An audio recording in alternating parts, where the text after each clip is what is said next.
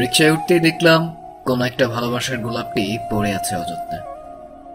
রিকশাওয়ালাকে জিজ্ঞাসা করলাম, মামা, এই মামা, তোমার রিকশায় এই গোলাপ কেন?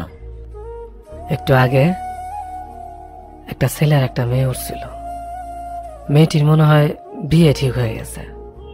শেষ দেখা করতে আইছিল। শেষবারের মতন তারা আমার রিকশা ঘুরছে অনেকক্ষণ।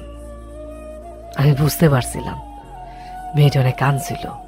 জানেন মামা, তাদের ভালোবাসা নাকি কোন এক বাস্তবতার কাছে হাইরা গেছে। ছেলেটা নামার আগে মেয়েটার এই ফুলটা দিয়ে গেছিল। অনেক কান্না করতেছিল ছেলেটা, খুব কষ্ট লাগছিল দেখা মামা। মেয়েটা নামার সময় ফুলটা আমার রিকশা ফালাই গেছে।